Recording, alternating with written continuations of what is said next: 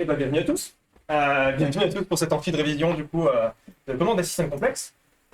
Donc petit disclaimer dès le début, hein, nous sommes des élèves, pas des professeurs, et donc évidemment tout ce qu'on dit est à prendre avec des pincettes. Donc on est parti, je suppose.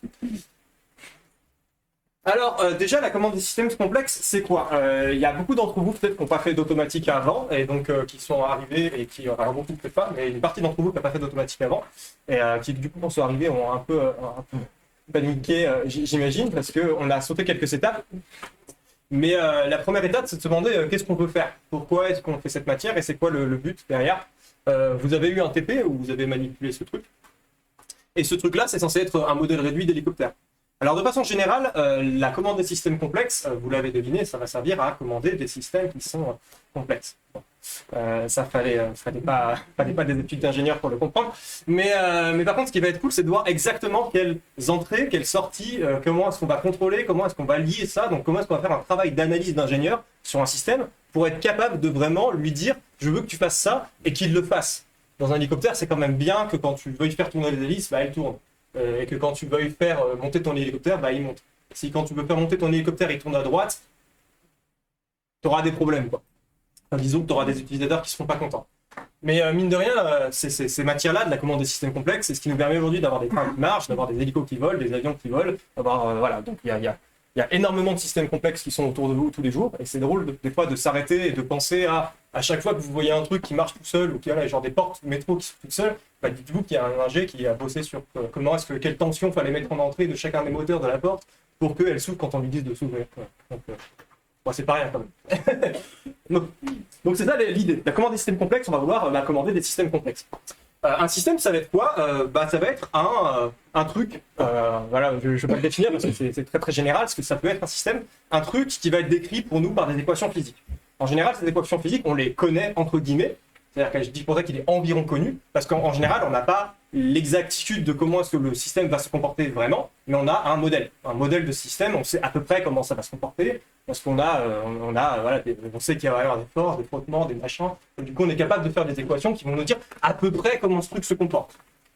Et c'est avec ce à peu près comment ce truc se comporte qu'on va être capable de construire autour des choses. Notamment, on va être capable de mesurer des choses. Et à partir de ce qu'on va mesurer, on va pouvoir prendre une décision. Genre, si vous êtes dans une voiture et que vous voulez tourner à droite, c'est vous qui prenez la décision que vous voulez que la voiture tourne à droite. Si vous êtes dans un hélicoptère et que vous voulez que l'hélicoptère monte, c'est vous qui prenez la décision que l'hélicoptère monte. Il ne le fait pas tout seul. Et c'est un peu cette idée-là qui vous le verrez, manque un peu peut-être dans la commande des systèmes complexes, qui est toujours faite par un humain, mais qui est fait en général à partir de mesures, donc fait par l'humain en l'occurrence, pas plus que par le système, mais bon, ça peut aussi être fait par le système en soi. Donc, une fois qu'on sait ce qu'on veut faire à peu près, donc c'est la première étape qui nous est largement overlooked dans notre cours. On ne parle pas de comment est-ce qu'on peut prendre une consigne et comment est-ce qu'on décide d'une consigne. En général, la consigne, elle vous est donnée. Dans le partiel, elle vous dira on veut telle consigne. Et c'est tout. On ne vous demandera pas d'où elle vient, pourquoi est-ce qu'on la veut, c'est quoi la philosophie derrière le fait de tourner, de faire un créneau qui va faire tourner votre rotor lors de votre TP en hélico, c'est pas ce qu'on vous demandera. Donc, ce qu'on vous demandera, c'est ça, c'est de faire un correcteur qui dit qu'une fois qu'on sait ce qu'on veut faire et une fois qu'on mesure sur le système des trucs, comment est-ce qu'on fait pour savoir quoi mettre en entrée du système? Comment on fait pour trouver quelle est la commande qu'on va vouloir mettre en entrée de notre système pour avoir le comportement qu'on veut de notre système.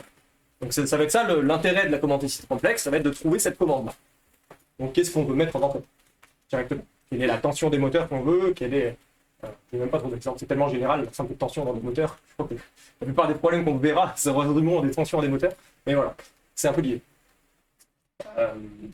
Les entrées, il n'y en a pas qu'une, en général, dans un système. Il y a plein d'entrées, pas forcément que vous contrôlez. Justement, c'est un peu ce qui est problématique. Donc, les perturbations, les fameuses. Il peut y avoir d'autres entrées. Vous pouvez très bien avoir des systèmes ou d'autres entrées qui ne sont pas des perturbations, mais qui ne dépendent quand même pas de vous. Par exemple, je ne sais pas, si vous avez plusieurs utilisateurs sur quelque chose, voilà, vous pouvez avoir un système complexe qui est encore plus complexe, parce que ce n'est pas juste une entrée et une sortie. Voilà. Et justement, les sorties, il peut y en avoir plusieurs de mesures. Vous avez remarqué que j'ai utilisé le Z direct au début pour les autres mesures, pour les mesures et un Y pour les autres mesures. On a pas mal discuté un peu sur l'histoire du formalisme, de comment est-ce que étaient définies les choses. Que surtout engueuler. Ouais, c'est ça, voilà.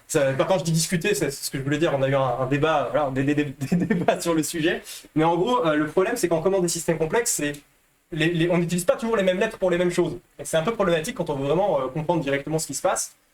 Du coup, nous, dans le travail en tout cas, que je vais faire moi, le Z représentera les mesures en général, toutes les mesures que vous pouvez faire sur un système, même celles qui ne vous intéressent pas, et le Y correspondra à ce qui vous intéresse. C'est d'ailleurs pour ça qu'ici c'est Y consigne.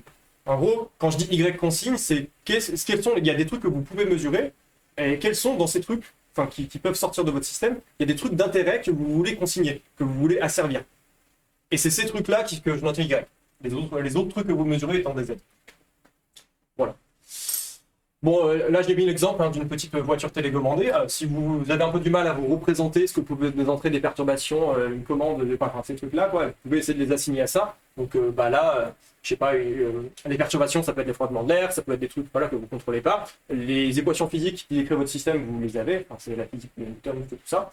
Les mesures que vous pouvez faire, ça dépend de ce que les appareils vous avez, mais votre voiture, si elle a un microcontrôleur, elle peut mesurer justement les températures, peut-être si elle a des capteurs thermiques, elle peut mesurer sa vitesse, si elle a un capteur comment dire, sur les roues, qui lui permet de voir combien de tours la roue a fait, ça lui permet de remonter à la vitesse, par exemple. Enfin, voilà, il y a ce genre de trucs-là, donc c'est vos mesures. À partir de ces mesures-là, vous allez prendre une décision. Alors là, c'est vous qui allez dire à votre voiture quoi faire.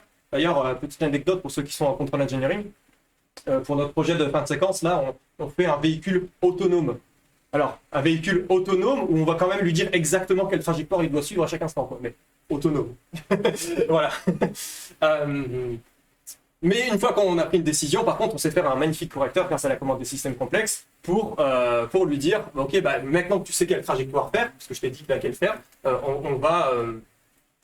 on va pouvoir savoir quelle tension mettre en entrée, etc. pour que ça marche vraiment. Et qu'on respecte la trajectoire qu'on voulait avoir. Oui, donc j'ai utilisé le template automaton et du coup, quel lien avec l'intelligence artificielle? C'est parce que moi, personnellement, pour ceux qui me connaissent, je travaille beaucoup là-dessus et c'est ça qui m'intéresse avant tout, l'intelligence artificielle. Et donc, qu'est-ce que je peux faire sinon? En fait, c'est surtout qu'il y a un énorme lien. Et justement, le lien, il vient de cette histoire de la décision, de comment faire des décisions automatiquement. Notre système, on a dit qu'il n'était pas autonome. Justement, c'est pas une voiture qui est vraiment autonome parce qu'il n'est pas capable de prendre des décisions par lui-même. Et donc, juste pour dire que moi, le lien dans l'IA qui m'intéresse, c'est celui de l'apprentissage par renforcement, où c'est exactement ce qu'on apprend à faire. On apprend dans un environnement qui, pour nous, est inconnu complètement, à partir d'observations, de construire un agent qui est capable de prendre des actions de façon autonome dans un environnement. Voilà, et donc c'est juste le lien qu'il y a entre les deux. Vous voyez que les schémas se ressemblent, il y a des liens évidents à droite à gauche, et autant la commande de système complexe peut utiliser l'IA pour des choses, et autant l'inverse est aussi vrai. L'IA pourrait être beaucoup plus robuste et faire des choses un peu plus construites et un peu plus transparentes si elle utilisait mieux la commande de système complexe, ce qui n'est pas non plus le cas aujourd'hui. Donc, petite parenthèse. Donc voilà, ça c'était pour l'introduction. Est-ce que vous avez des questions pour l'instant sur cette introduction? Est-ce que ça va? Vous endormez, ça va, non? Vous êtes très bien. Bon, maintenant on va rentrer un peu dans le détail, complément dans le cours, comment est-ce qu'on fait les choses, comment est-ce qu'on va commencer à formaliser tout ça un peu plus proprement. Et tout ça commence par la représentation d'état. Donc l'idée de la représentation d'état, c'est juste dire que votre système, il va être représenté justement par une variable qu'on va appeler l'état. D'où le nom de représentation d'état. C'est drôle comme ils sont explicités en commande des systèmes complexes.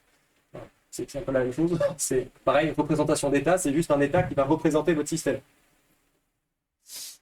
Et donc, comment est-ce qu'on représente un système? C'est en gros, vous allez représenter toutes les variables qui ont une influence de près ou de loin et qui caractérisent votre système. Donc, pour une voiture, qu'est-ce qui va caractériser la voiture que vous avez, une voiture télécommandée? C'est où est-ce qu'elle est, donc dans sa position dans l'espace en X, Y, Z. Voilà, donc c'est en 3D où est-ce qu'elle est. Sa vitesse, à quel point elle va vite, etc. Il peut y avoir d'autres trucs, genre la température, à quel point est-ce qu'elle chauffe, parce que peut-être que si elle chauffe trop, vos moteurs vont cramer et que du coup elle va plus fonctionner. Donc quelque part, sa température a une influence sur son mouvement, même si ça ne rentre pas dans le cadre physique sympathique dans lequel on fait des trucs linéaires, blablabla, c'est quand même vrai. C'est quand même, si vous avez une surchauffe, votre moteur il va cramer, quoi. Pareil pour les batteries, si vous avez plus de piles, ça marche plus, quoi. Les moteurs ils ne tournent plus, etc. Donc c'est des effets qui sont hautement non linéaires probablement, mais qui existent quand même. Et donc représenter un système par un état, c'est cette idée-là de dire que, ok, bah, mon système, je suis capable de le caractériser entièrement avec un vecteur, où chacun des morceaux de mon vecteur représentera des choses intéressantes sur mon système. Parce que là, je pense que ça va. Et donc cette représentation d'état, en général, elle va évoluer et elle va avoir comment dire, elle va avoir des caractéristiques. Donc là, je vais parler de stabilité des systèmes linéaires. Donc notamment, une représentation d'état, on va s'intéresser à savoir est-ce qu'elle est stable.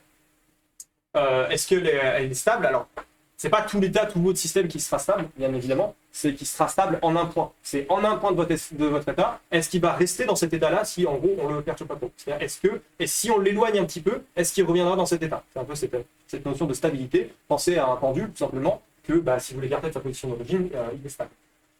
Il revient à son équilibre. Ce qui est très différent des notions de points d'équilibre. Malheureusement, je n'ai pas eu le temps de redétailler un peu tout ça. Donc, j'espère que vous avez un peu de physique pour savoir ce que c'est qu'un point d'équilibre et un point qui n'est pas un équilibre. Donc c'est juste qu'un point d'équilibre, c'est quand la dérivée de son évolution est nulle. Voilà. Et ça ne veut pas dire qu'il est stable. Par exemple, le pendule, quand vous prenez le point haut de votre pendule, bah, c'est un point d'équilibre. C'est-à-dire que normalement, si le monde était parfait, il ne bougerait pas. Sauf que le monde n'est pas parfait, donc il suffit qu'il ait la moindre perturbation et il va sortir de sa position. Vraiment. Donc, bon. Ça, je ne vais pas revenir dans les détails non plus trop, malheureusement. Mais peut-être que tu le feras mieux que moi, de toute façon, sur le partiel en question, parce qu'il me semble qu'il y a des questions sur ça en début de partiel. Nous, ce qui va nous intéresser, c'est surtout cette histoire de la dynamique d'un système. Comment est-ce qu'on peut représenter proprement, vu qu'on connaît un peu le système avec des équations, comment est-ce qu'on va pouvoir représenter notre système et comment est-ce qu'il va évoluer? Donc, représenter la dynamique d'un système, ça correspond à exprimer sa dérivée par rapport au temps. Donc, ce qu'on note x point. Donc, la dérivée de ma représentation d'état par rapport au temps. Et dans notre cours, ça va toujours être linéaire. Donc, ça va toujours être une matrice fois la représentation d'état à l'instant en question. Alors, ça, c'est ce que vous obtenez avec vos équations physiques. Et le fait que ce soit linéaire, c'est pas toujours vrai, bien sûr. Ne serait-ce que le pendule, c'était déjà pas linéaire. Mais pourtant, quand on est au voisinage d'un point d'équilibre, souvent, ce qu'on va faire, c'est linéariser un système. Normalement, je ne vous apprends rien. Donc, pour ça, on peut faire des dérivés de Taylor, etc. Et il me semble que tu feras des rappels dessus. Ouais. Donc, je ne vais pas m'étaler trop là-dessus non plus. Ce qui va m'intéresser de moi, c'est cette histoire de, ok, si je fais ça un peu bêtement et que je fais comme si mes x étaient des scalaires et que je regarde un peu l'équation différentielle que ça me donne. Bah, la solution de cette équation différentielle, ça fait un truc en exponentielle de AT fois une condition initiale. Ça veut dire quoi, ça? Ça veut dire que si on regarde notre matrice A, elle est capable de nous dire comment est-ce que va évoluer le système en fonction du temps, avec bien sûr l'histoire de la condition initiale. Et nous, ce qui va nous intéresser, c'est de savoir, ok, si on se place en x égale 0, qui est censé être notre référence. On va dire que x égale 0, c'est l'endroit qui est stable, c'est l'endroit où on veut rester.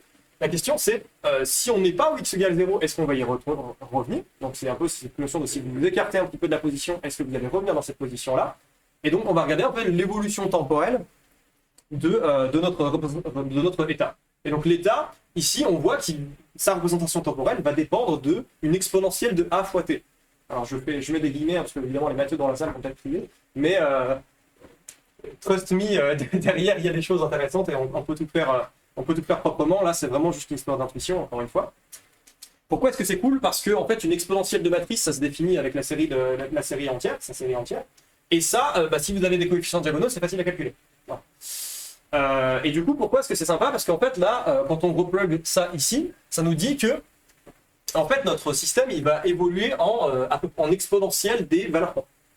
Et en exponentielle des valeurs propres, ça veut dire que la dynamique de notre système, elle va être complètement compréhensible à partir de la simple étude des valeurs propres de cette matrice A, ce qui est en soi assez puissant, surtout quand vous comparez à ce qu'on faisait en prépa pour ceux qui l'ont fait. On se fait pas chier à étudier des dérivés des équations différentielles d'ordre 2, blablabla. Là, c'est juste vous regardez votre jolie matrice qui est linéaire, qui est une équation d'ordre 1 différentielle, et vous êtes pourtant capable de représenter des systèmes très complexes avec ça, et de les résoudre en 2 secondes. Ou en tout cas, d'avoir une intuition sur leur comportement.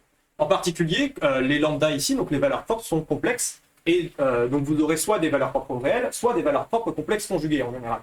Et ce qui est cool quand vous avez des valeurs propres complexes conjuguées, c'est qu'avec la formule de Euler, vous vous retrouvez avec un truc en exponentielle fois un cosinus. Exponentielle de la partie réelle fois un cosinus de la partie imaginaire. On va dire.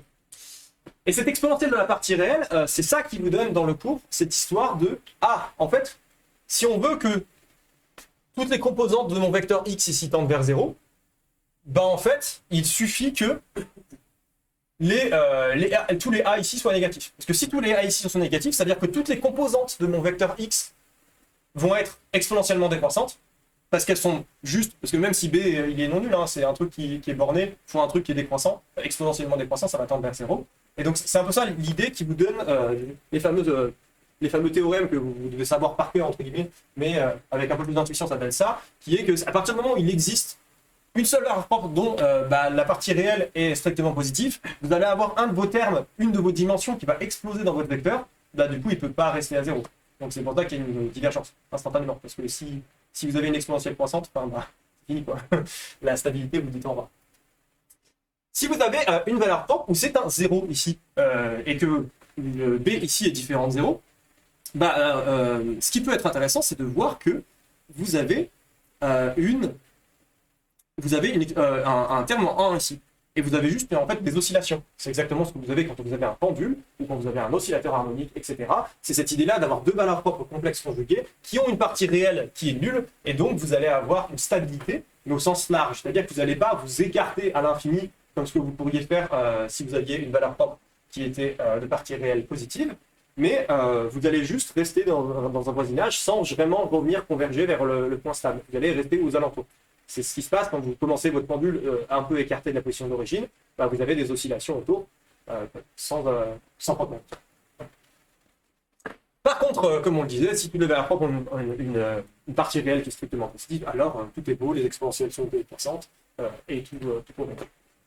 Encore une fois, si vous voulez aller plus dans les maths derrière, il y a le pôle pour ça et le cours pour ça. Là, c'est vraiment juste une histoire d'intuition, je ne suis pas allé dans le détail, c'est juste... Voilà. Est-ce que ça va? Est-ce qu'il y a des questions peut-être sur tout ça? J'ai toujours peur qu'il y ait des mathématiciens cachés qui ont envie de m'insulter, mais n'insultez pas. Je sais que je fais un peu n'importe quoi, mais c'est pas... Moi, j'ai une remarque, c'est là, du coup, sur la deuxième ligne, quand on a une partie qui est égale à 0, on ne peut pas conclure sur la stabilité C'est vrai. du système. Donc, du coup, par précaution, on dit qu'il n'est pas stable, en fait. Bah, au sens large, il l'est. Il est stable au sens de Lyapunov, Oui. mais on s'en fout parce que de toute façon, avec Lyapunov, on ne peut rien faire. Voilà. Donc, C'est ce que je voulais dire. Et c'était une des questions du TP, si je ne dis pas de conneries, genre, mais t'as raison. on peut rien en faire. Donc, enfin, c'est stable au sens de Lyapunov, mais il n'y a aucune propriété après qui dit si c'est stable au sens de Lyapunov, alors donc en fait on s'en fout. Voilà. En pratique. En effet. Merci. Est-ce que ça va? Ça résonne, c'est pas chaud.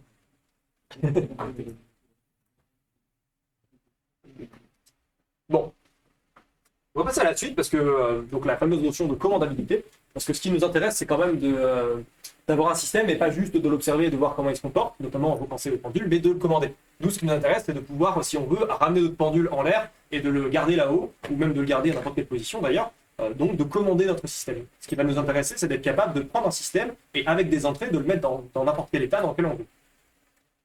Vous voulez faire voler votre hélicoptère, vous voulez faire avancer votre voiture, vous voulez faire ce que vous voulez avec votre système. Vous pouvez être capable de le commander, de le contrôler.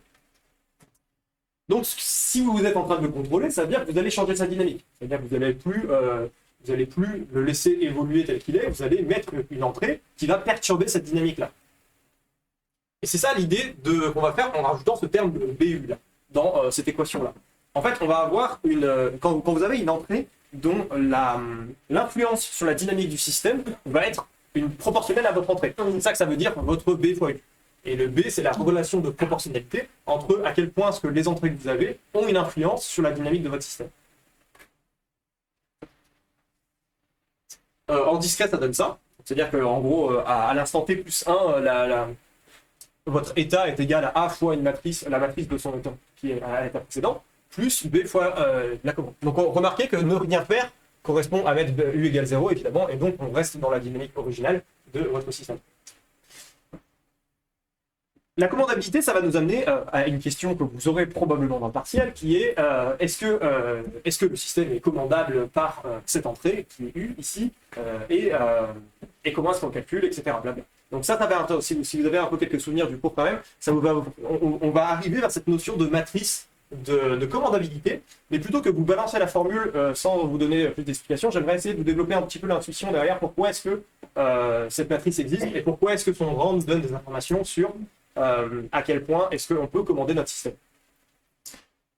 J'ai peut-être oublié d'amener la définition officielle de la commandabilité, mais la définition officielle de la commandabilité, c'est très simple, c'est juste que vous voulez être capable en un temps fini d'amener votre état de n'importe quel état à n'importe quel état. C'est-à-dire, à partir de votre entrée, en un temps fini, vous voulez être capable de dire, peu importe l'état dans lequel il était, je peux le mettre dans n'importe quel état que je veux.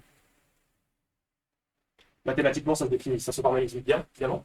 Mais voilà, c'est juste petite parenthèse.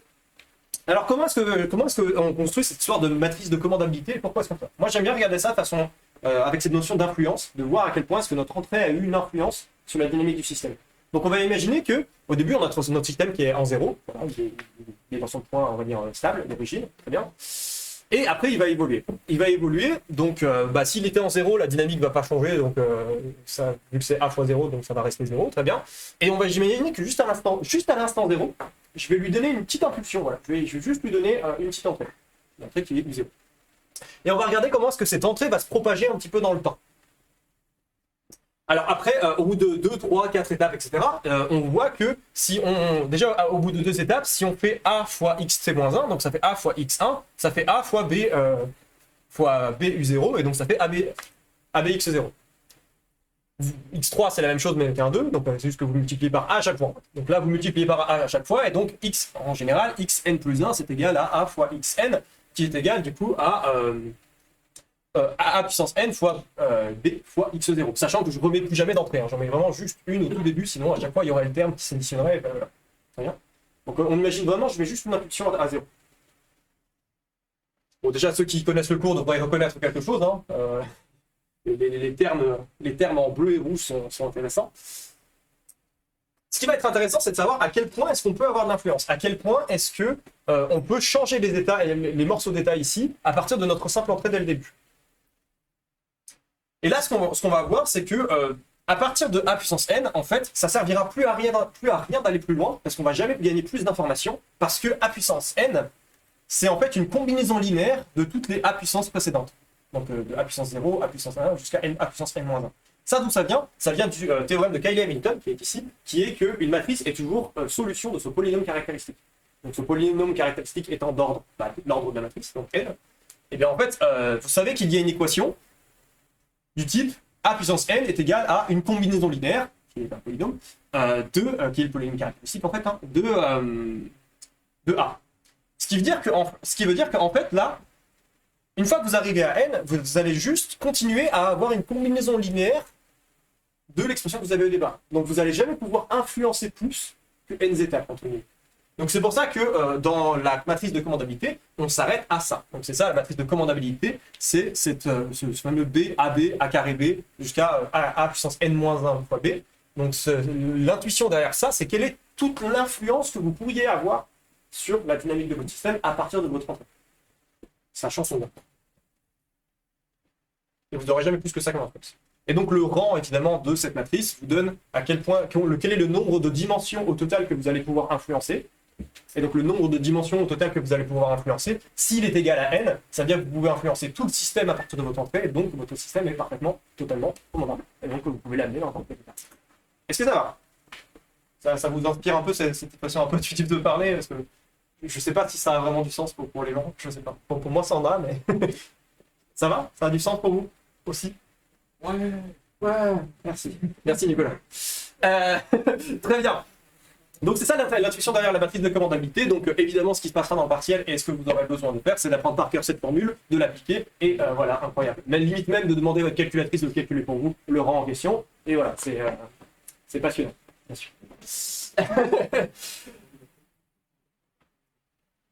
La commandabilité, il y a un peu d'intuition qu'on peut continuer à construire dessus. Et en fait, si vous avez un système concret, vous pouvez même savoir à l'avance, sans avoir besoin de faire le calcul de la matrice de commandabilité, quelles seront certaines dimensions qui seront commandables ou pas.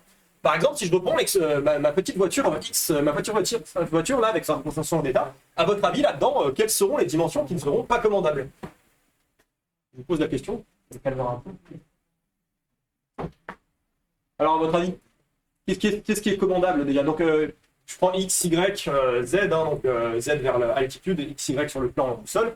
Voilà, c'est la seule convention qu'il y a besoin. Donc à votre avis, est-ce qu'il y a des dimensions qui ne seront pas commandables par votre système? Est-ce qu'avec la tension de vos moteurs, hein, parce que c'est ça, l'entrée qu'on aura, hein, bien sûr, c'est la tension des moteurs de votre voiture, est-ce qu'il y a des dimensions que vous ne pourrez pas commander? Vous n'aurez pas le choix. Vous voulez dire qu'on va avoir du mal à faire bouger la voiture. Ouais. Déjà, les Z et les VZ, ils commencent à être compliqués, quoi. On voit que s'il y a une pente, on peut peut-être essayer d'arnaquer quelque part dans l'espace, mais vous voyez très bien que votre voiture, à partir des tensions de moteur, vous ne pourrez pas la mettre n'importe où dans l'espace. Vous n'allez pas pouvoir la mettre ici en l'air. Ça va dépendre de plein de choses. Et donc, c'est normal que ces dimensions-là, donc la dimension Z, ne sera pas commandable. Donc, pareil pour la vitesse en Z. Vu que vous ne pouvez pas la commander, techniquement, vous ne pouvez pas la faire voler, votre voiture. Techniquement, même en X et en Y, vous pouvez avoir des difficultés pour des raisons X ou Y si vous n'avez pas de batterie. Donc en fait là votre système il serait quasiment pas commandable du tout en fait si vous mettez la batterie dans l'équation. Parce qu'il suffit que vous soyez dans l'état où vous n'avez pas de batterie et vous pouvez rien commander du tout en fait. Donc dommage. Donc c'est voilà, vous voyez un peu l'idée de l'intuition de qu'est-ce qu'il y a derrière la commandabilité, c'est à quel point est-ce que vous êtes capable à partir de cette entrée là, dans n'importe quelle situation, d'amener votre système d'un état A à un état B. Ça va? Bon, en pratique, c'est pas comme ça qu'on fait, sinon on vous insulte sur une copie, bien sûr. Donc, il faut faire la matrice de commandabilité.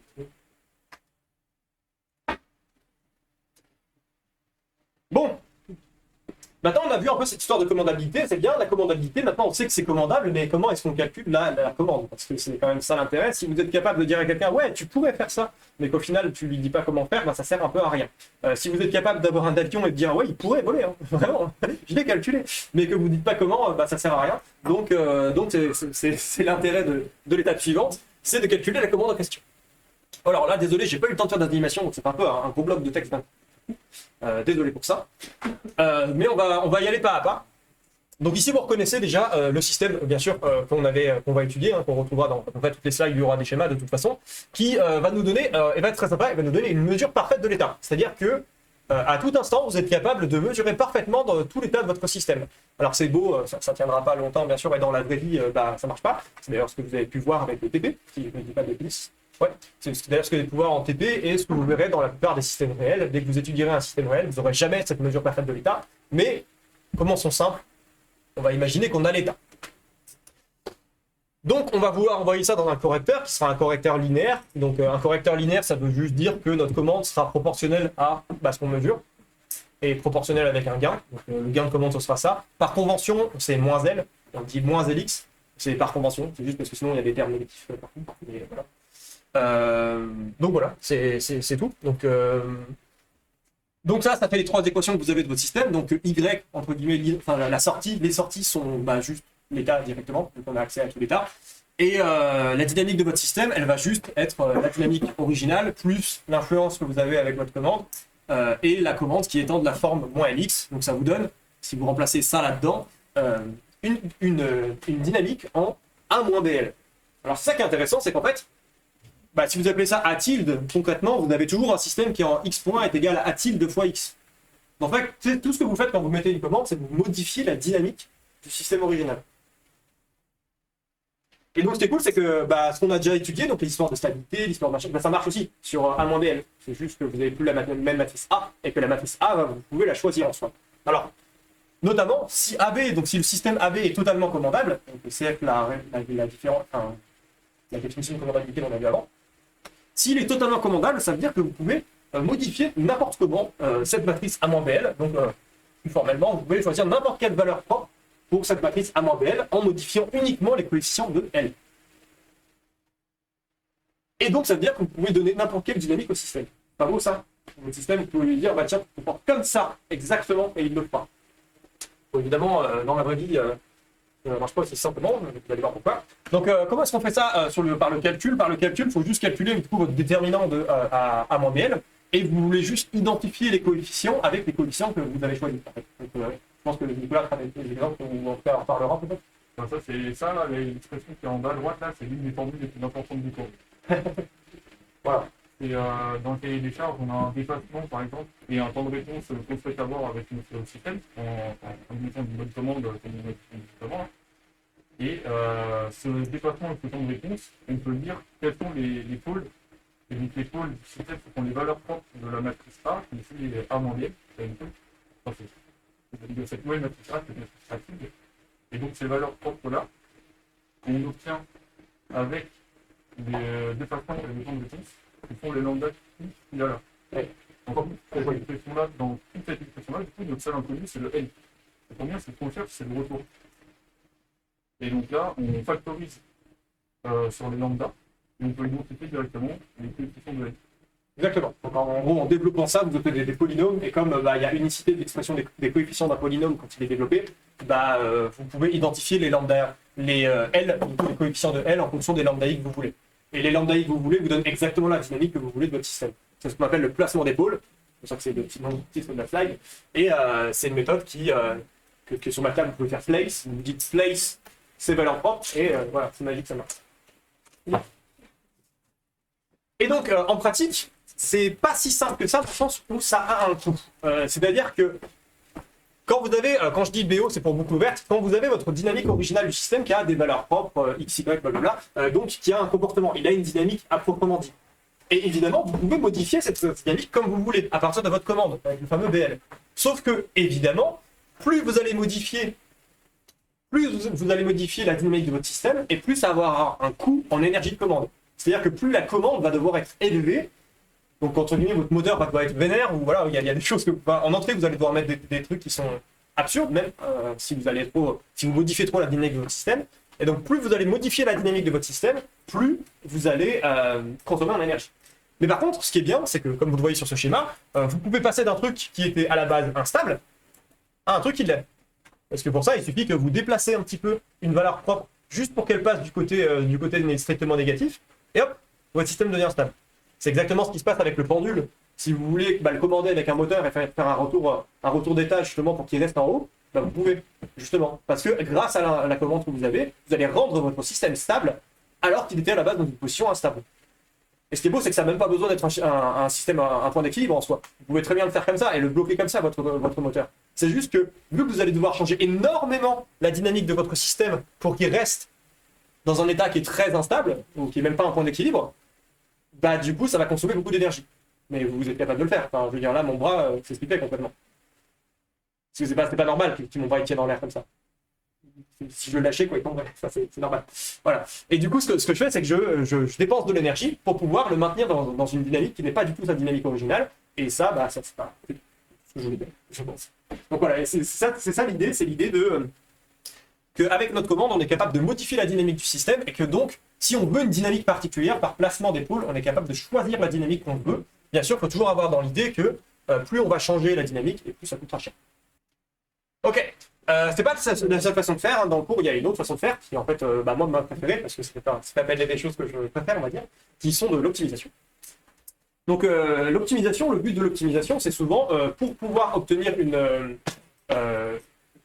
solution à un problème, on va le formaliser comme un problème à une fonction à minimiser ou à maximiser. Donc, en l'occurrence, ici, on va vouloir minimiser quelque chose. Qu'est-ce qu'on va vouloir minimiser? On veut trouver une commande, donc un gain de commande, L, qui va minimiser l'écart entre x et 0. Alors, évidemment, on veut rester à l'endroit stable, en 0. Et en même temps, qui va minimiser l'énergie dépensée, qu'on a dépensée pour faire la commande. Ce qui correspond intuitivement à ce qu'on veut faire de toute façon. On veut minimiser, on veut rester le plus vite possible on veut le plus vite possible arriver à l'état 0, quel que soit notre état d'origine, et on veut qu'on fasse ça en dépensant le moins d'énergie possible. Donc c'est ça qu'il y a dans cette formule. Et donc on formalise ça comme une fonction de coût. Donc l'intégrale, c'est pour dire parce que ça dépend du temps, évidemment, et donc c'est sur toute la durée de votre mouvement, entre guillemets, ou de votre commande, que vous voulez minimiser le temps que ça va vous mettre pour revenir à l'état 0, et vous voulez minimiser l'énergie que ça va consommer dans votre commande. Alors pourquoi est-ce que ça c'est formes horribles? C'est juste que c'est des formes quadratiques. Donc là, en fait, ce qu'on veut minimiser, c'est l'écart entre x et 0 de façon quadratique. Donc concrètement, vous pourriez l'écrire comme ça. Hein. C'est x moins 0 le tout au carré. Sauf que les carrés, on n'est pas en scalaire ici. Donc les carrés, pour des matrices, ça s'écrit comme des formes quadratiques. Et en plus de ça, vu qu'on ne veut pas forcément mettre le même poids à toutes les composantes, si ça se trouve dans votre X, vous avez, je sais pas, la position en X que vous voulez absolument servir qui est vachement importante, mais en vrai, la position en Y, vous en foutez un peu. Ça peut être un peu plus large, vous êtes un peu plus tranquille. Voilà. Bah, ce genre de notion, c'est exactement à ça que vont servir ces matrices Q et R, qui sont en fait des matrices de pondération d'importance, si vous voulez. C'est à quel point est-ce que ça va être important que à quel point ça va être important que la première composante soit aille vite vers 0. À quel point ça va être important que le terme croisé entre la première et la deuxième composante tende vers 0. Donc vous avez tous les termes croisés possibles avec cette matrice Q, évidemment, que vous pouvez quantifier à quel point c'est important qu'ils tendent vers 0. Et pareil pour R, enfin pareil pour U. À quel point est-ce que c'est important que la tension 1 que je mets en train d'entrer soit faible. Et vous pouvez très bien, par exemple, avoir une des deux tensions qui, imaginez qu'il vous coûte énormément en énergie pour pouvoir l'activer, et l'autre pas tant que ça, bah, vous pouvez très bien mettre ça dans votre matrice de pondération en mode, bah, il y en a une des deux qui est beaucoup moins importante que l'autre. Vous voyez l'idée, quoi. C'est un peu cette histoire de, ok, on a une contrainte, on sait qu'on veut ça au final, mais à quel point on le veut pour chacune des composantes, bah, c'est ça que les matrices Q et R vont être capables de nous quantifier. Et donc là, je ne l'ai pas mis, mais L ici, donc, qui est du coup la fonction qui va minimiser cette fonction de coût, on peut l'obtenir avec blabla, équation de Riccati, tout ça, vous savez. Le problème, c'est que les équations de Riccati, ça ne parle pas beaucoup à tout le monde, et moi le premier, la première fois que tu les vois, mais en fait, une équation de Riccati, quand vous voulez minimiser une équation de Riccati et dire tout ce qu'on a dit, blablabla, bah, ça correspond juste à dire que, en fait, ce que vous avez, c'est une parabole multivariable. Vous avez une parabole, mais version matrice.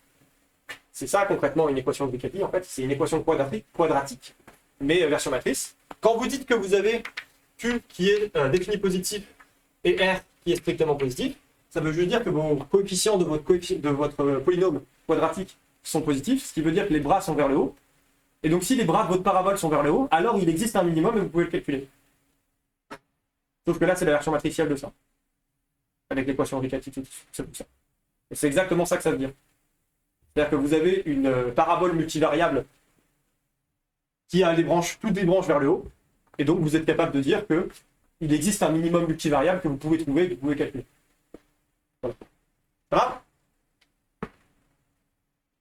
Donc pour l'équation en question et tout ça, ça sera dans la deuxième partie. C'était la commande LQ. Donc aussi, on peut avoir une consigne non nulle, parce que depuis le début, on considérait que la décision, c'était, on voulait être en 0. Hein, c'est ce que je suis pas revenu dessus vite fait, mais, hop. Mais là, pardon. Ce qu'on veut comme décision implicite quand on dit rien, c'est rester en 0. Ou aller en 0 si on n'était pas. C'est aligner notre état à 0. Parce que 0 est censé être la position de référence d'équilibre. Mais il peut arriver dans la vie qu'on veuille autre chose que rester en 0, notamment qu'on veuille amener une mesure qu'on a à une valeur quelconque de référence. Et donc, comment est-ce qu'on fait ça? On va établir ce qu'on appelle un gain de précommande. Alors, je vous ai mis une formule là, c'est pareil, hein, c'est plutôt dans la deuxième partie. Je pense que vous verrez ça peut-être, ou en tout cas, vous l'avez vu dans le TP. Et l'idée des gains de précommande, c'est juste de dire que, en fait, on va juste faire un changement de variable. On va juste changer de variable et on va juste dire que le x égale 0 correspondra à satisfaire cette équation.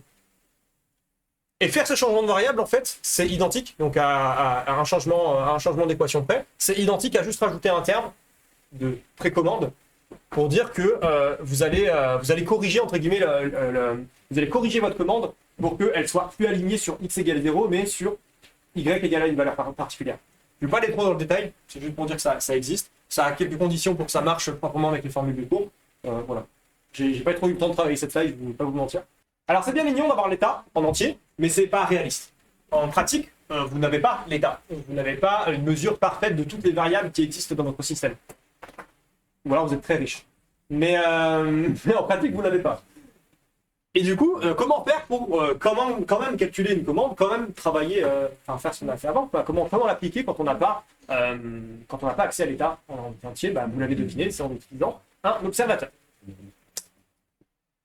Avant de définir l'observateur, il faudra définir ce que ça veut dire d'être observable. C'est-à-dire quoi la notion d'observabilité? Pourquoi est-ce qu'on fait un observateur? À quoi ça va nous servir tout ça? L'idée de l'observateur et de l'observabilité en général, c'est d'être capable de dire, est-ce que en regardant mon système, je suis capable de deviner l'état? En regardant les mesures que j'ai de mon système, je suis capable de deviner l'état de mon système. Donc l'état, je ne l'ai jamais mesuré, hein, et je le mesurerai jamais. J'ai juste accès à des trucs partiels, genre sa position, et voilà, mais j'ai pas sa température. Si on prenait l'exemple de la petite voiture télécommandée, imaginez que vous avez sa position, sa vitesse, etc., mais vous n'avez pas le paramètre température, vous n'avez pas de capteur thermique. Est-ce que, juste en regardant la voiture fonctionner, je suis capable de deviner à quelle température elle est? Bah, déjà, intuitivement, vous pouvez vous dire que si elle va vite, le moteur chauffe peut-être plus que si elle ne bouge pas. C'est un peu cette notion-là. À partir de choses, est-ce qu'on peut remonter à l'état? À partir de choses qu'on mesure, est-ce qu'on peut remonter à l'état en un temps fini? Ça, c'est la définition de l'observabilité, d'ailleurs. La définition de l'observabilité, c'est à partir de l'observation de vos mesures pendant une période finie, est-ce que vous êtes capable de revenir à l'état qu'il y avait au début? Donc on peut deviner l'état grâce à la dynamique originale du système, sachant qu'on observe juste un morceau, donc une vue de l'état, mais pas forcément l'état en entier. Plus C égale identité. Vous pouvez aussi le voir un petit peu comme le système d'après, c'est-à-dire que c'est un peu comme si vous aviez aussi une transition, mais une influence de l'état, donc c'est l'état qui va influencer sur les mesures. Parce qu'en fonction de ce qui se passe dans votre voiture, bah, ça va influencer ce que vous observez, ce que vous mesurez en sortie. Et donc, est-ce qu'à partir de cette influence-là, on est capable de remonter de façon un peu causale? On sait qu'on a vu de la fumée, donc on sait qu'il y a un feu. Il n'y a pas de fumée sans feu. Vous voyez l'idée.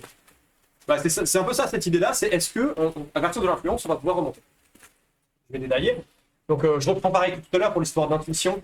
Je reprends la notation discrète, parce que je trouve que ça parle mieux. Mais en soi, vous pouvez faire la même chose avec des dérivés d'ordre n, que ce que j'ai fait avant avec la commandabilité. Et là, on va faire la même chose avec l'observabilité. La même chose avec l'observabilité, c'est-à-dire quoi? Bah, on commence, notre y0, c'est juste c fois x0, très bien. Et la question, c'est, est-ce que, à partir de tous les y0 qu'on a, on peut remonter à quels étaient les x0 au départ? Ça va être ces x0 qui vont nous intéresser. Donc en gros, on veut résoudre cette équation. Donc imaginez si c était de rang n, donc si c est l'identité ou une rotation ou un truc voilà, de rang n, bah en fait, ça c'est suffisant pour trouver à partir de y les x, si vous avez un truc de rang n. Sauf qu'en pratique, bah, vous n'avez jamais ça. En pratique, votre matrice C, elle est généralement plus petite. Vous n'observez pas autant de variables que le variable d'état. Et bah, vous n'observez pas les bonnes, en général. Mais ça serait suffisant si on avait cette équation-là. Donc là, l'idée, ça va être quelles sont les équations qu'on peut obtenir, en attendant un petit peu, pour essayer de remonter à ces fameux x0. Bah, si on attend 1, 2, 3, 4 pas de temps, à chaque fois, on va avoir la dynamique du système qui va modifier justement... qui va nous permettre d'observer différentes choses. Donc on va avoir la mesure de y1 qui va encore nous donner des informations sur x0, mais cette fois-ci, c'est plus c tout court, ça sera c par a, etc. Donc c par a carré au bout de 2 pas de temps, et ensuite, au bout de n pas de temps, ce sera c fois a puissance n. Et donc là, rebelote, vous savez quel théorème va arriver ici, c'est que ça ne sert à rien d'aller à plus que n de toute façon, parce que Cayley Hamilton, la matrice A est solution de son polynôme caractéristique, donc elle a une combinaison linéaire de ses puissances inférieures, et donc, en ayant plus d'équations ici, ça ne servira à rien. J'obtiendrai juste des relations linéaires de toute façon de ce que j'ai déjà eu avant. Donc, bah, je ne vais pas pouvoir observer grand-chose de plus. C'est ça l'idée.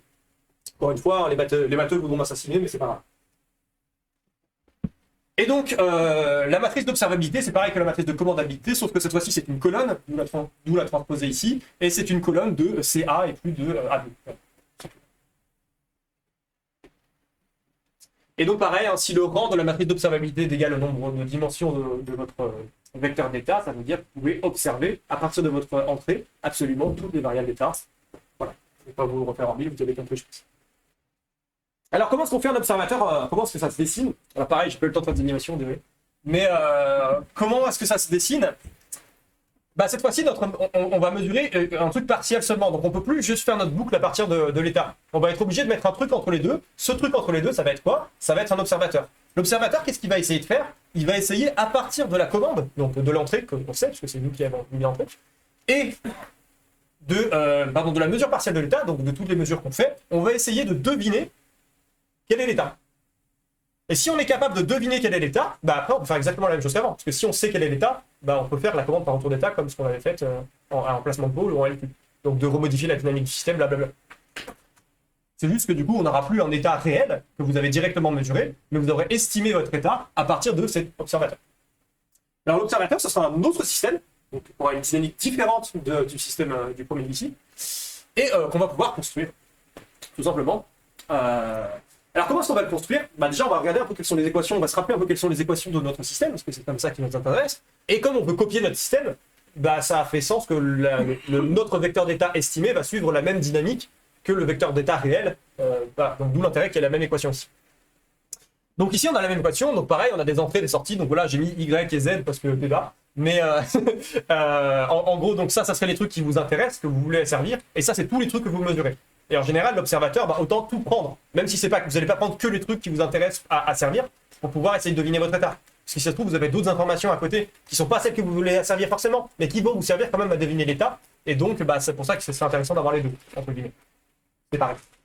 C'est juste pour être plus général. Bon, comment ça se décide là-dedans, du coup, si on fait ça? On sait que on a notre commande qui va influencer par B la dynamique de notre système, très bien. Et donc, si on intègre la dynamique, on retombe sur l'état en question. On sait aussi que cet état en question va influencer sur le X point qu'on a ici. Il va influencer par A, parce que c'est ce qu'il y a ici, c'est la dynamique originale du système. Et donc, en faisant ça, entre guillemets, on a un observateur déjà. Sauf qu'en pratique, si vous faites ça, ça ne va jamais marcher. Pour la simple et bonne raison que vous avez remarqué qu'on n'utilise pas quelque chose qui serait quand même vachement utile, c'est les mesures qu'on fait. Pour l'instant, on essaie de dire, non mais t'inquiète, vu que je savais dans quel état il était au début, et que je sais ce que je mets en entrée, je suis capable de deviner parfaitement ce qui se passe dans mon système. En soi, c'est pas faux. C'est pas faux si vous connaissez parfaitement A, B, et que vous savez exactement dans quel état il était au départ. Mais si vous faites la moindre erreur, sachant qu'elle va se faire amplifier en boucle votre erreur, c'est mort. Et votre observateur va diverger de l'état réel de votre système. D'où l'intérêt d'utiliser des mesures partielles de l'état pour modifier la dynamique de votre observateur. Vous allez la modifier en fonction d'un gain qui va être le gain de votre observateur. Donc ça va être le truc qui va vous permettre que vous allez devoir régler quand vous allez régler un observateur. Et ça, c'est des trucs que vous mesurez. Donc ça que vous obtenez directement parce que c'est les sorties de votre système que vous pouvez mesurer, donc vous l'avez en pratique. Et ça, vous l'avez aussi parce que c'est juste la mesure estimée, c'est ce que vous pensiez observer. Ça, c'est ce que vous observez, c'est ce que vous pensiez observer. Et ce que vous pensiez observer, c'est très simple, c'est juste la matrice C que vous avez, parce que vous connaissez quand même le système, fois l'état que vous estimez, justement. Donc c'est en fonction de l'état que vous estimez, qu'est-ce que vous auriez dû observer, versus qu'est-ce que vous avez observé. Donc vous mettez devant ça un truc de proportionnalité qu'il faut régler, pour dire à quel point est-ce que je veux modifier ma dynamique de mon observateur en fonction de cet écart entre ces deux choses. Sachant que, évidemment, si l'écart est égal à 0, vous remarquez qu'on retombe juste dans le système original, parce que si on n'a pas d'écart entre ce qu'on observe et ce qu'on voulait observer, c'est-à-dire qu'il n'y a rien à corriger. Donc notre observateur fonctionne bien. Vous voyez l'idée? Alors comment est-ce qu'on fait, là-dedans? En fait, si vous mettez juste ça là-dedans, et que vous développez, vous obtenez cette jolie équation, qui fait que en fait, vous avez deux entrées. Maintenant, vous avez une entrée qui est la commande et une entrée qui est la mesure que vous partiez de votre état. Je ne sais pas pourquoi ça se fait en vert, mais ça devrait être en vert. Et vous avez une dynamique interne de votre observateur qui, elle, évolue en A-KCZ. Alors, cette dynamique interne, c'est justement ça que vous allez vouloir régler pour que votre observateur il ait un comportement qui soit sympathique par rapport à votre système. Notamment, ce qu'on veut, c'est généralement qu'il soit plus rapide. Parce que si votre observateur il galère à suivre votre système et qu'il est plus lent, il ne va pas pouvoir rattraper les perturbations. Alors que s'il est plus rapide, vu qu'il va converger plus vite que votre système, il va évoluer plus vite que votre système, il va très vite recoller à l'état le plus vite possible, donc l'état réel le plus vite possible, et donc ce qui vous permettra de faire des bonnes prévisions. C'est encore une fois l'intuition qu'il y a derrière. Donc l'ordre de grandeur en général, c'est vu que vous avez cette dynamique-là, vous allez faire en sorte que cette dynamique-là soit 2 à 3 fois plus rapide. Quand je dis plus rapide, ça veut dire que les valeurs propres négatives, la plus grande des valeurs propres négatives, la plus grande des valeurs propres, soit 2 à 3 fois plus loin que la plus petite, on va dire, de votre système. C'est-à-dire qu'en gros, vous voulez qu'il y ait un écart de... Parce que c'est vrai que je ne l'ai pas précisé, pardon, c'est ma faute, je ne l'ai pas précisé dans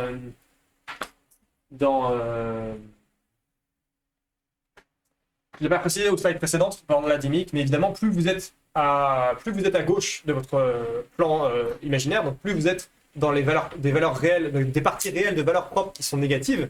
Souvenez-vous que quand c'est égal à 0, c'est que ça fait rien. Quand c'est positif, strictement positif, c'est que c'est instable et que ça décolle. Et quand c'est négatif, c'est une exponentielle décroissante. Mais du coup, plus vous serez une partie réelle négative, et plus l'exponentielle sera décroissante. Et donc, plus votre dynamique sera rapide. Et donc là, même histoire, vous allez juste choisir un système qui sera plus rapide, donc plus à gauche, donc avoir des valeurs propres réelles, enfin des parties réelles de valeurs propres, c'est long à dire, qui soient plus petites que celles de votre système pour que l'observateur rattrape le système quand il fait des erreurs. Est-ce que ça va? C'était un peu lourd, désolé. Est-ce que ça va? Est-ce que c'est à peu près clair? À quoi sert l'observateur et grosso modo pourquoi est-ce qu'il y a ce terme-là? Et comment est-ce que l'évolution, enfin comment est-ce que ce terme-là va influencer sur la dynamique de l'observateur? Ouais. Z, on met ça ou quoi? Z, oui, parce que c'est ce que tu mesures. On a dit que l'utilisateur, c'est pas mesurer le truc. C'est pour pas mesurer l'état. Tu n'as pas accès à X. Tu as accès à ça seulement. Tu n'as pas accès à X. Et en fait, ça, vu que c'est pas de rang N, parce que si ça c'était de rang N, tu ferais l'inverse et bam, tu obtiendrais X. Et c'est le cas d'ailleurs. Si ça c'est l'identité, il n'y a pas besoin d'observateur. Hein. Je suis tout à fait d'accord.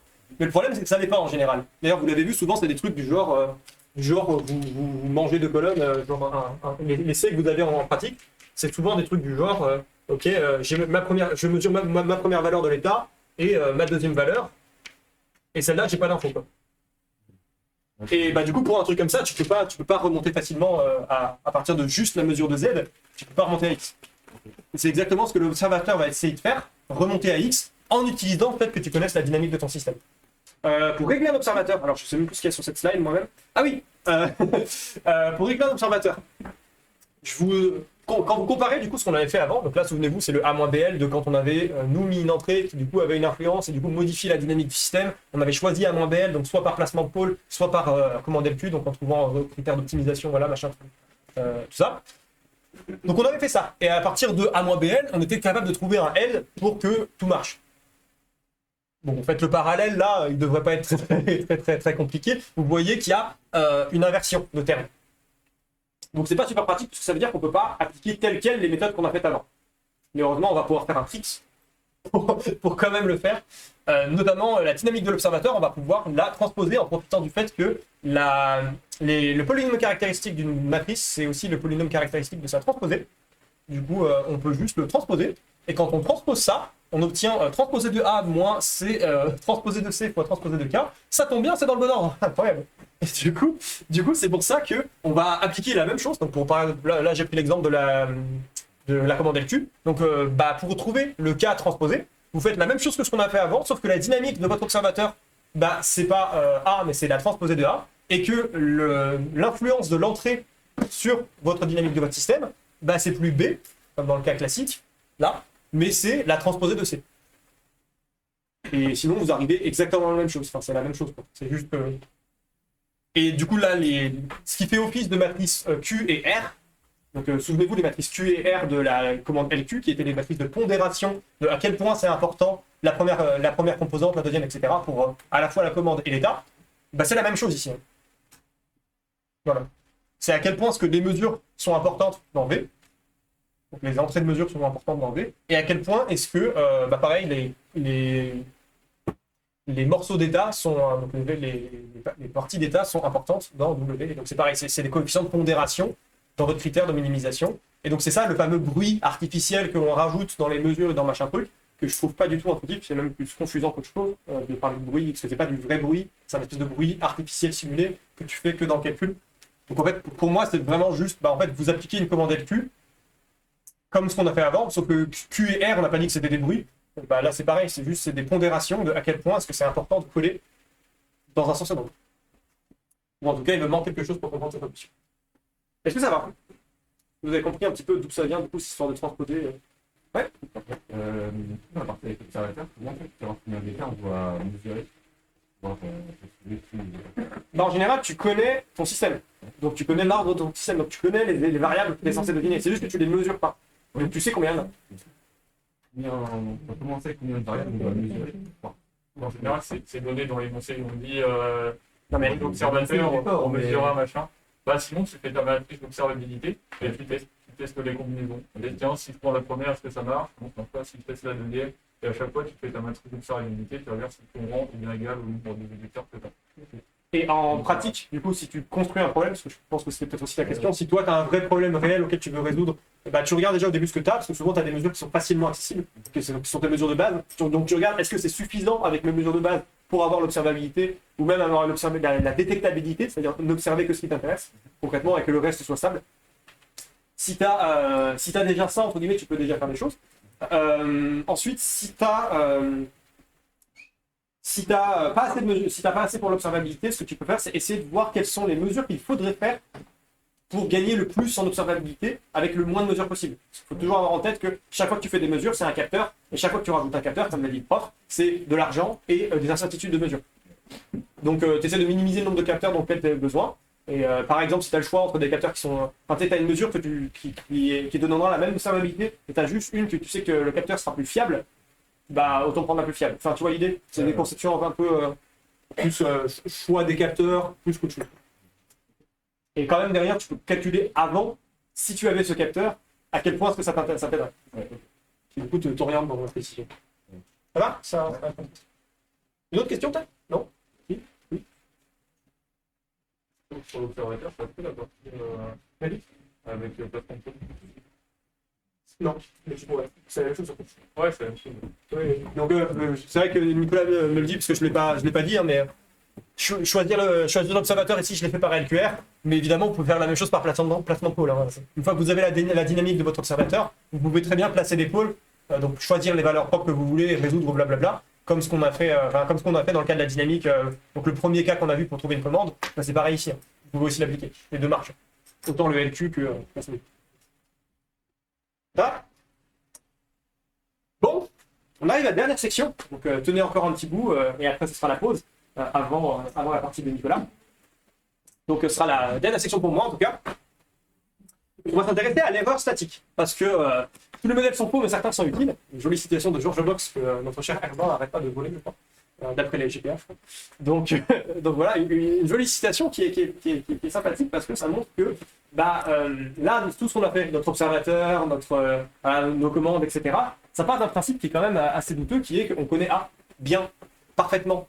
Et on connaît D bien, parfaitement. Et on connaît C bien, parfaitement. Et qu'il n'y a pas eu d'erreur de modélisation. Et que voilà, tout ça, tous ces détails. Et d'ailleurs, quand vous avez fait votre TP, vous vous êtes rendu compte que c'était faux. En pratique, ça ne marchait pas. Quand on faisait un LQR, ça ne suivait pas la commande. Il y avait des problèmes. Ouais, parce qu'on avait ignoré les frottements. Donc évidemment, si on ignore les frottements, on n'a pas un modèle qui est ouf. Et même si on avait mis les frottements, on aurait quand même des erreurs. C'est normal, parce que le monde réel est chiant et difficile, même si on arrive à faire des trucs avec. Et donc, comment est-ce qu'on peut corriger ça? Comment est-ce qu'on peut se dire, ok, certes, mon modèle n'est pas parfait, mais je vais m'auto-ajuster. Un peu à la même manière que l'observateur derrière. L'observateur, c'est un peu ce qu'on a fait. On savait qu'avec le modèle parfait, on aurait été capable de faire un observateur déjà. Mais en rajoutant les mesures, et en rajoutant l'influence des mesures et en corrigeant notre dynamique avec les mesures, on a été capable de régler notre observateur et de le faire coller à notre état, de le faire converger vers notre état. Même si on aurait pu faire ça, entre guillemets, en théorie. Donc là, c'est pareil, mais sauf que pour tout le système. Donc pour toute la commande qu'on a, etc., comment est-ce qu'on va pouvoir corriger l'erreur statique? Je vais introduire rapidement la notion d'état augmenté. C'est juste parce que ça va être utile, évidemment, par la suite. L'état augmenté, c'est juste, concrètement, quand vous faites votre modélisation pour l'état de vos systèmes, vous pouvez vraiment mettre n'importe quoi en soi. Vous pouvez ajouter n'importe quoi. La seule chose qui est nécessaire, évidemment, c'est que vous puissiez le mettre dans cette équation. Donc le n'importe quoi que vous avez rajouté là, il faut connaître sa dérivée temporelle. Mais une fois que vous connaissez sa dérivée temporelle, en soi, vous pouvez faire n'importe quoi. Et que sa dérivée temporelle, bien sûr, s'exprime en fonction de XA, donc des vecteurs d'état, et éventuellement votre commande. Mais à partir du moment où vous êtes capable de faire ça, donc de faire rentrer votre machin truc que vous rajoutez là dans cette équation, c'est bon. Dans ces notes. C'est bon, vous pouvez rajouter n'importe quoi. Même si c'est des trucs qui servent à rien, souvenez-vous, j'avais la capacité de mes piles quand même dans ma voiture. Et ne vous inquiétez pas que si on a un sujet de commander des voitures, on n'aura pas de capacité de piles. Mais pourtant, ça existe, et pourtant, voilà. Donc vous pouvez vraiment en mettre n'importe quoi, et dans l'idée, ce qu'on va vouloir observer, nous, on va essayer d'utiliser cette astuce d'augmenter notre état pour rajouter des trucs dedans, pour pouvoir corriger et de pouvoir utiliser notre commande par rapport à des trucs en particulier qui nous intéressent, qu'on voudrait corriger, qui ne sont pas forcément dans le système de base, mais qu'on peut rajouter nous-mêmes. Ces trucs-là, ça va être quoi? Ça va être, en premier lieu, les perturbations. Donc imaginez que, bam, en plus de notre commande, il y a des perturbations qui vont rentrer dans notre système, genre, je sais pas, des trucs, genre moi qui shoot dans la voiture. Ça, c'est une grosse perturbation. Du coup, imaginons qu'il y a ce genre de truc. Ce que vous allez pouvoir faire, c'est augmenter votre état pour essayer de dire que dans mon état, non seulement j'ai mes variables d'état classiques de mon système, mais en plus, j'ai une perturbation. Et je vais essayer d'observer cette perturbation avec mon observateur. Donc dans mon état ici estimé, je vais essayer d'estimer la perturbation. Et du coup, je vais essayer d'avoir, là dans mon L, j'aurai bien une correction en fonction de la perturbation que j'estime. Voilà. Et donc ça, si vous faites ça, donc on l'a pas fait dans le TP, c'est dommage, parce que ça aurait été cool à faire aussi. Dans le TP, ça marche, ça aurait très bien marché. Voilà, pour corriger l'erreur statique avec notre observateur. Ou alors, on peut aussi faire une commande intégrale, donc avec un intégrateur. Pourquoi est-ce qu'une commande intégrale? Parce qu'en fait, si on pense à ça, si dans l'état augmenté, on rajoute des termes entre ce qu'on voulait mesurer et enfin la consigne qu'on veut donner et la consigne qu'on a mesurée, bah, il suffit que vous preniez l'intégrale et vous connaissez la dérivée. Hein. Entre guillemets. La dérivée s'exprime du coup linéairement par rapport au terme. Et du coup, ça rentre bien dans les conditions d'avant. Donc c'est pratique. Si on a l'intégrale de la différence entre la mesure qu'on fait et la consigne qu'on veut, bah, on est capable de le dériver, on est capable de le faire rentrer dans nos équations et du coup, on est capable de bien l'exprimer. Et donc, c'est cool parce que ça nous permet de faire ça et donc de comparer la mesure qu'on fait directement avec la décision qu'on voulait, donc de comparer ce qu'on veut, la consigne qu'on veut avec ce qu'on mesure en pratique. Et de l'envoyer bah, du coup dans un intégrateur, donc ça c'est juste pour prendre l'intégrale, hein, c'est bon. Et donc on va pouvoir corriger, donc ajouter un terme de correction par rapport à cette erreur-là. C'est équivalent, c'est juste dire que mon état va être augmenté. Donc là, pardon, j'ai mis état estimé, donc là, pardon, c'était x tout court, c'est pas xa. Ici, c'est l'estimation de x. Donc on n'a pas besoin d'estimer l'erreur intégrale dans l'observateur, c'est ça qui est cool. En fait, si vous avez l'erreur intégrale, elle sera déjà corrigée par ce terme-là, et il n'y aura pas besoin de ce terme-là. Donc excusez-moi, il n'y a pas de a ici. C'est bien l'état. Bon, et donc ça, c'est ce qu'on a fait dans le TP, en l'occurrence. Ouais. Là, pour le coup, dans quel cas on fait avec la parenthèse intégrale et que dans quel cas on indique de la perturbation dans notre modèle? C'est une discussion qu'on a eue avec Nicolas, justement. Très bonne question. Auquel on n'a pas eu de réponse claire, mais dans l'idée, ce qu'on s'était dit, c'était en termes de calcul, vu qu'en pratique, tu calcules pas parce que tu l'as dit toi, vu qu'en pratique, tu calcules pas ce qui se passe dans le système, on se disait que c'était peut-être mieux en termes de calcul de faire l'intégrale que de faire l'observation des perturbations, mais en pratique, on ne sait pas. Voilà. Enfin, au final, les deux sont équivalents. Ouais. Et dans un cas, tu peux estimer ta perturbation. Donc, si après, tu veux, par exemple, faire de l'analyse sur ta perturbation pour voir pas, sa fréquence ou une connerie comme ça, peu importe ce que tu fais avec ta perturbation, tu peux le faire si tu l'estimes. Et donc, du coup, il faut rajouter la perturbation dans le vecteur de taille. Là, en méthode intégrale, comme ça, tu n'as aucun accès sur ta perturbation. Tu n'as pas d'estimation de ta perturbation. Donc, c'est quand même moins pratique, quoi, on va dire. Et après, il faut aussi regarder aussi en termes de temps de calcul, parce que là, pour le moment, tout ça, c'est des équations. Et après, en pratique, le carré vert qui est écrit système, ça va être le vrai système. Si c'est une voiture, là, il va y avoir la voiture. Et il n'y aura plus d'équations. Comme dans le système. Dans la commande, ça sera juste la tension, vraiment la tension physique qu'on met dans le moteur. Et en sortie, ce sera vraiment les capteurs. Donc, toute la partie verte, il n'y aura pas de calcul. Et donc, en fonction de ton observateur et de la taille de ton observateur, du coup, tu peux optimiser ton système pour lui faire moins de calculs, en fait. En fonction de si tu mets la perturbation dans le vecteur d'état, si tu prends la version intégrale. D'ailleurs, dans cette veine, j'en profite pour en parler vite fait, il y a aussi dans le cours l'observateur réduit, qui est un peu dans cette veine-là de réduire les nombres de calculs que tu fais ici, donc de réduire les calculs que tu fais là. L'idée de l'observateur réduit, c'est qu'il y a des choses que tu mesures. Et les choses que tu mesures, tu n'as pas besoin de les réestimer parce que tu les mesures. Et donc l'idée de l'observateur réduit, c'est d'essayer d'estimer que les parties de l'état que tu ne connais pas. Et je ne vais pas rentrer dans le détail parce que ça demande un peu de changement et un peu de développement et je pense qu'on n'aura pas le temps. Mais du coup, c'est décrit dans notre cours, l'observateur réduit. Et c'est un peu le même principe avec quelques différences. Et je sais qu'il y a eu un des sujets, on en avait parlé, où ils avaient mis ça et c'était vraiment pas un sujet sympa. Mais j'espère que c'est le cas mercredi, voilà, c'est tout. Mais si vraiment vous voulez regarder, c'est dans le cours. Et cette idée-là, l'observateur réduit, c'est vraiment d'essayer de réduire le temps de calcul. En particulier, là, nous, on est mignons avec nos ordres 2, 3, etc. Mais quand vous avez un avion d'ordre 100, là, bam, faire un observateur, c'est quand même des matrices taille 500 à faire tourner à chaque fois, quoi. Donc bon, ça devient moins négligeable en termes de temps de calcul. Donc voilà. D'où l'intérêt de faire un observateur réduit dans ces cas-là. Ça va. Eh bien, ah oui, et tout ça pour dire que bien sûr on peut toujours rajouter le gain de précommande, c'est juste que s'il y a une commande intégrale, il change un peu. Faut s'adapter, il faut réécrire un peu les équations et l'adapter. Mais je ne vais pas rentrer dans le détail trop, c'est juste pour dire qu'il change, je voulais signifier que non, je ne sais pas exactement le même. Ça, c'est ce qu'on a fait dans le TP, donc ouais. les résultats qu'on a. C'est juste d'adapter au TP, de prendre des bonnes matrices, des bonnes endroits, mais... Exactement. C'est la réponse du TP, ça. La dernière question. Mais je ne peux pas le dire. Merci à vous. Merci à vous. Et,